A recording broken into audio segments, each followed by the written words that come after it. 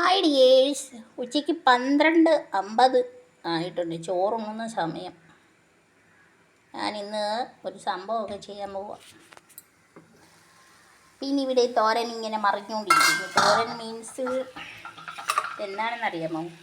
നമ്മുടെ സവാള തോരനാണ്. പിന്നെ ഒരു ക്യാരറ്റ് ഇരുന്ന് ഇച്ചിരി മുരിങ്ങയില, നമ്മുടെ മുറ്റത്ത് മുരിങ്ങയിലയുണ്ട്. ആ മുരിങ്ങയിലയൊക്കെ പറിച്ചിട്ടതാണ്. അതൊരു തോരൻ. അപ്പോൾ ഈ നമ്മുടെ മുട്ടക്കുഞ്ഞിനെ എടുത്ത് ഇതാണ്ട കലക്കി വെച്ചേക്കും. ഇതിനകത്ത് പിന്നെ ഉള്ളി, കറിവേപ്പില, പിന്നെ 2 മുട്ട, കോഴിമുട്ട, പിന്നീട് ഉപ്പ്, പച്ചമുളക്, ഇഞ്ചി, ഇതെല്ലാം ഉണ്ട്. ഇതാണ് നമ്മുടെ മുട്ട കൊള്ളക്കും. പക്ഷേ നമ്മൾ വളരെ കരുതലോട് വേണം. വലിയ ചട്ടി അല്ലാത്തതുകൊണ്ട് അതിനെ അങ്ങനെ പൊരിക്കാൻ പറ്റും. അപ്പോൾ അടുത്ത സംഭവം കാണിക്കാം. അടുത്ത സംഭവം നമ്മുടെ ചോറാണ്. ഇത് ജീരകശാല അരിയുടെ ചോറായതിനെ കൊണ്ടാണ് ഇരിക്കുന്നത്. ചമ്മന്തി നെല്ലിക്ക ചമ്മന്തി കേട്ടോ. നെല്ലിക്കായും മുളകും ഉള്ളി, ഇഞ്ചി, ഉപ്പ് ഒക്കെ ചേർത്തതാണ്. അപ്പം നമ്മുടെ മുട്ടക്കുഞ്ഞിനെ ഒന്നും കൂടെ ഒന്ന് താലോലി തോമനിക്കില്ലേ, അവൻ കയറി പിണങ്ങി കരിയോ. പിന്നീട് ഞാൻ വീട്ടിൽ പോയിട്ട് ഞാൻ പണ്ട് ചോറ് കൊണ്ടുപോകുന്നതാണ് ഇത് കോളേജിൽ. നിങ്ങളാരെങ്കിലും കൊണ്ടുപോകും കോളേജിൽ ഇങ്ങനത്തെ ടിഫിൻ ബോക്സ്? അതെടുത്തുകൊണ്ട് വന്നു ഞാൻ. പണ്ടത്തത് എടുത്തുകൊണ്ട് വന്ന് ഇച്ചിരി ചോറൊക്കെ വെക്കാനായിട്ട്.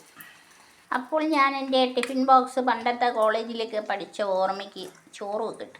ഞാനാണെങ്കിലുണ്ടല്ലോ ഫ്രണ്ട് ബെഞ്ചിലായിരിക്കുന്നത്, കോളേജിലായാലും സ്കൂളായാലും.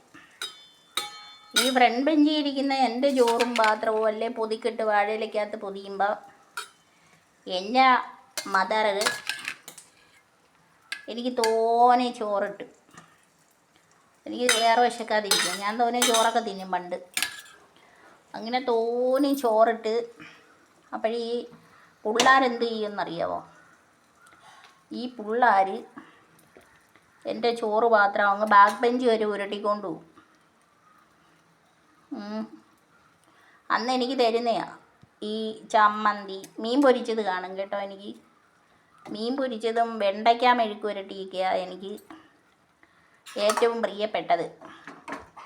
ഇന്നതൊന്നും ഇല്ല. വെണ്ടയ്ക്ക മെഴുക്ക് പുരട്ടാനൊക്കെ വെണ്ടയ്ക്ക മേടിക്കാൻ പോകാൻ റോഡിലിറങ്ങി പോകണമെങ്കിൽ ഓട്ടോറിക്ഷയൊക്കെ വേണം.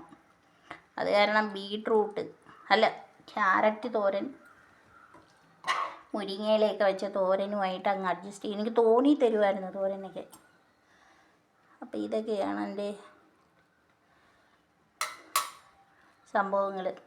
ഇനി ഇച്ചിരി മോര് കാച്ചിയതുണ്ട്, അതെടുത്ത് ഇതിൽ ഒഴിക്കാൻ പറ്റത്തില്ല. പിന്നീട് മുട്ട പൊരിച്ചതെടുത്ത് വെക്കണം. മുട്ട പൊരിച്ചതെടുത്ത് ഒരു മുട്ട എടുത്ത് തരും. ഒരു മുട്ടയൊക്കെയാണ് മടക്കി കറിവേപ്പില വെച്ച്. ഇതിങ്ങനെ തന്നെയാണ് ഇപ്പം ഞാൻ വെക്കാൻ പോകുന്ന രീതിയിൽ തന്നെയാണ് ആ മുട്ട പൊരിച്ച് വെച്ച് തരുന്നത്. ഞാൻ എടുത്ത് കാണിക്കാം.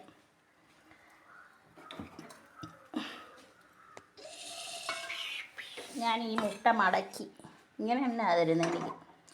മൈ മദർ എനിക്കിങ്ങനെയായിരുന്നു ടിഫിൻ ബോക്സ്. ഇതിനകത്തൊരു വറുത്ത മീൻ കാണും. എനിക്ക് അച്ചാറൊന്നും ഇഷ്ടമല്ല കേട്ടോ.